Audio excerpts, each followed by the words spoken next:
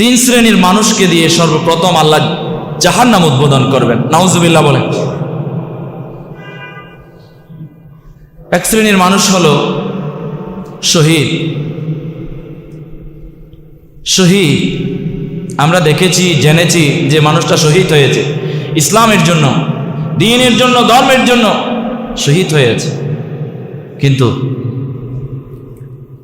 আল্লাহ তাআলা বলছেন, রাসূল সাল্লাল্লাহু আলাইহি ওয়াসাল্লাম বলছেন, কিয়ামতের ময়দান থেকে তাকে জাহান্নামের দিকে নিয়ে যাও। বলে আল্লাহকে জিজ্ঞাসা করবেন, ইয়া হে জাহাবানা, ও মহান মালিক, বিচার দিবসের মালিক, যে দেখুন আমি তো শহীদ। হ্যাঁ, তুমি শহীদ হয়েছ, তবে শহীদ হওয়ার মধ্যে তোমার লৌকিকতা ছিল।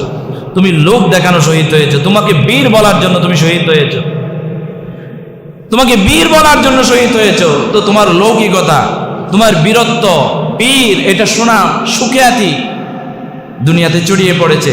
দুনিয়াতে যা পাওয়ার তুমি পেয়েছো, এখানে তোমার জন্য আর কিছুই নাই, যাও। নাউজুবিল্লাহ বলো। অনেক দানশীল মানুষ আছে, দানবীর। আরেক শ্রেণীর মানুষ সেদিন জাহান্নামে যাবে, জাহান্নাম উদ্বোধন করা হবে। দানবীর, দান করতেন, রমজান আসলে লাইন ধরে যাকাত দিতেন, মসজিদে দান করবে ছবি তুলে, ভিডিও বার্তা দিয়ে দান করে। এরপর প্রত্যেক দিন কি দান করছে এটা আবার অনলাইনে প্রচার করে। উদ্দেশ্য যদি নেক হয়ে থাকে তো ভালো কথা। যদি শুধু লৌকিকতা, শো অফ, মানুষকে দেখানো উদ্দেশ্য হয়ে থাকে, সেদিন কিয়ামতের ময়দান থেকে আপনি জান্নাতের দিকে যাবেন না, দানবীর হিসাবে আপনাকে জাহান্নামে যেতে হবে। জোরে বলেন নাউজুবিল্লাহ।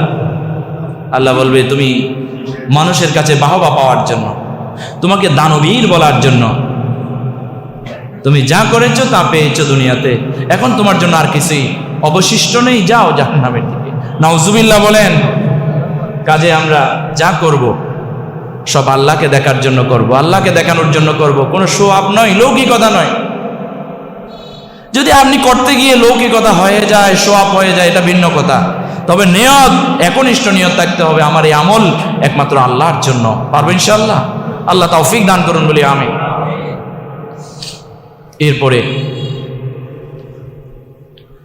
আমার নিজেরটা বলি এবার, আল্লাহ আমাকে মাফ করুন বলি আমিন। আল্লাহ আমাদেরকে মাফ করুন বলি আমিন। আরেক শ্রেণীর মানুষ দিয়ে আল্লাহ জাহান্নাম উদ্বোধন করবে, সেটা হচ্ছে মাওলানা, বক্তা, হুজুর। কিভাবে? আল্লাহকে বলবে, আল্লাহ আমার কথাই তো অনেক মানুষ যাকাত দিয়েছে, আল্লাহ আমার কথাই তো অনেক বেনামাজি নামাজ পড়েছে, আল্লাহ আমার কথাই তো অনেক দাড়ি ছাড়া প্রত্যেক দিন দাড়ি ক্লিন সেভ করতো, এরকম মানুষ দাড়ি রেখেছে, আল্লাহ আমার কথাই অনেক মানুষ মসজিদে দান করেছে, আল্লাহ আমার কি অপরাধ আজকে আমি জাহান্নামে হচ্ছি? বলে যে না, তোমার একটা উদ্দেশ্য ছিল, সেটা হচ্ছে তোমাকে বড় বক্তা বলো, বড় মৌলানা বলো, তোমাকে সারা দেশে চিনো।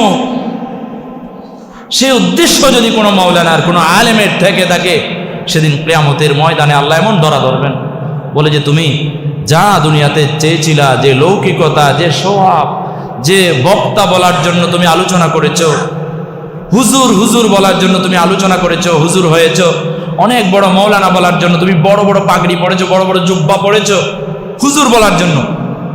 তুমি জুব্বা পড়েছো রসুলের সুন্নাহর জন্য নয়, তুমি পাগড়ি পড়েছো রসুলের সুন্নাহর জন্য নয়, তোমাকে হুজুর বলার জন্য, বক্তা বলার জন্য, বড় দেখাবার জন্য, সোয়াব লৌকিকতার জন্য। যাও, তোমার জন্য দুনিয়াতে সব হয়েছে, তোমার আজকে তোমার জন্য কিছু অবশিষ্ট নাই। জুড়ে বলেন নাউজুবিল্লাহ।